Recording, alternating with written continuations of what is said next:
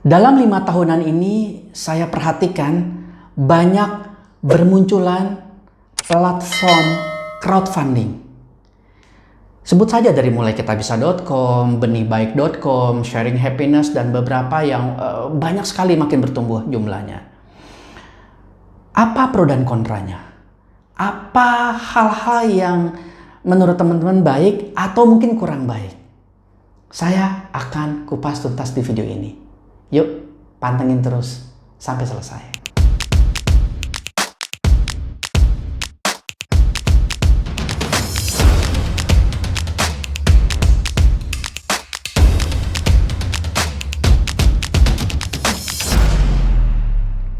Hai, jumpa lagi dengan saya Thorik Torki. Buat teman-teman yang belum mengenal saya, yang masih bingung ini channel bahas apa sih kira-kira, yuk simak video pertama saya dan video-video saya sebelumnya. Semoga ini menambah wawasan, menambah juga silaturahmi di antara kita berdua. Makasih ya. Baik, dari yang saya sampaikan di video sebelumnya, bahwa kira-kira apa sih pro dan kontranya memanfaatkan, mengoptimalkan platform crowdfunding untuk organisasi non-profit teman-teman. Tentu dalam meningkatkan strategi menghimpun dana secara publik. Yuk kita kupas tuntas satu persatu. Yang pertama, saya mau dalam video ini saya mau bicara pro-nya dulu. Saya mau bicara pro-nya dulu. Yang pertama adalah praktis. Jelas ini praktis. Teman-teman tinggal tentukan program, teman-teman tinggal buat narasi yang semenarik mungkin. Bisa tentukan lagi program mana yang dipilih sesuai dengan fotonya, di layout fotonya cantik sedemikian rupa, ditambahin logonya, tinggal upload. Tentu sambil menunggu approval dari yang punya platform crowdfunding itu. Begitu oke, jebret, muncul deh di publik dan siap dioptimalkan sesuai dengan kapasitas organisasi teman-teman. Itu yang pertama, praktis. Yang kedua, hemat. Menggunakan platform crowdfunding itu jatuhnya hemat. Kenapa hemat? Ya, organisasi teman-teman tidak harus membuat aplikasi atau platform yang butuh investasi yang mahal. Tidak dibutuhkan investasi di sini. Seperti yang saya bilang, cukup teman-teman tentukan program apa yang mau disampaikan ke masyarakat, di layout, pilih foto programnya yang bagus dan menginspirasi, tinggal tulis narasi, upload. Sehingga itu jatuhnya sangat hemat.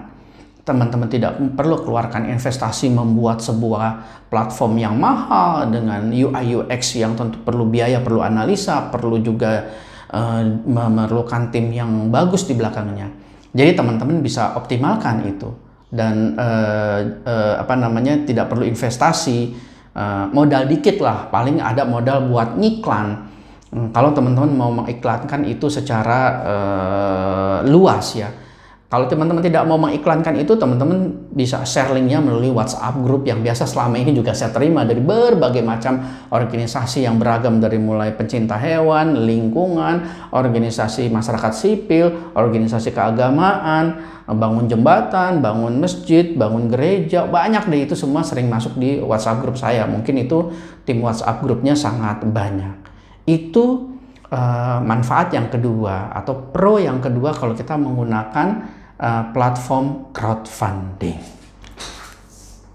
Nah, bagaimana dengan manfaat yang ketiga? Yang ketiga adalah jangkauannya luas, teman-teman. Menggunakan platform crowdfunding itu meluaskan jangkauan kampanye teman-teman.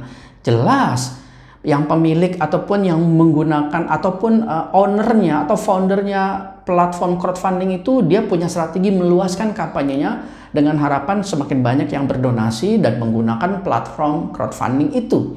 Nah, bagi kita, bagi teman-teman yang mau menggunakan, memanfaatkan platform crowdfunding itu, ya kampanyenya bisa menjadi lebih luas dibanding teman-teman kampanye lewat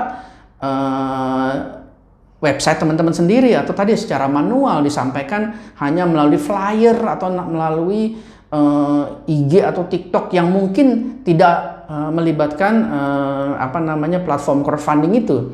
Sementara kalau menggunakan platform crowdfunding, teman-teman bisa lebih meluas kampanyenya, menjangkau lebih dari apa yang dibayangkan oleh organisasi non-profit teman-teman. Bahkan dibantu untuk dikembangkan lagi oleh pemilik ataupun foundernya platform crowdfunding itu gitu. Bisa jadi teman-teman dengan konteks ini tembus dari tembus dengan target-target yang di luar dari bayangan teman-teman. Sip. Nah, yang keempat, manfaat menggunakan platform crowdfunding adalah memperkuat branding, teman-teman. Iyalah, teman-teman ngupload di situ. Logo organisasi teman-teman ada. Teman-teman juga ngiklan. Organisasi teman-teman makin muncul di mana-mana, di sosial media, di semua hal yang orang lain bisa lihat. Mau tidak mau, suka tidak suka, orang akan menerima banyaknya iklan. Dan orang yang tadi tidak tahu menjadi tahu. Orang yang tidak mau menyumbang, mau menyumbang. Orang yang tadinya bahkan tidak ngerti ini organisasi apa, akhirnya lebih paham dan akhirnya mau menyumbang. Bahkan menjadi donatur loyalnya teman-teman. Nah, itulah yang menurut saya menjadi sebuah hal yang bagus dalam memanfaatkan platform crowdfunding itu, memperkuat branding. Syukur-syukur donatur yang tadinya tidak tahu menjadi tahu dan akhirnya menjadi donatur loyal. So, itu teman-teman yang tadi saya sampaikan, ada 4 manfaat yang teman-teman bisa lakukan dengan ngiklan ataupun dengan ngikut dengan memanfaatkan platform crowdfunding itu. Tadi yang pertama praktis, yang kedua hemat, yang ketiga memperluas jangkauan kampanye, yang keempat memperkuat branding. Mas Torik, bagaimana kurang manfaatnya atau kontranya? Saya akan kupas tuntas di video saya setelah ini. So teman-teman, jangan lupa like, share, dan komen. Semoga video ini membawa manfaat buat teman-teman semua. Saya Torik Torki, salam jago fundraising.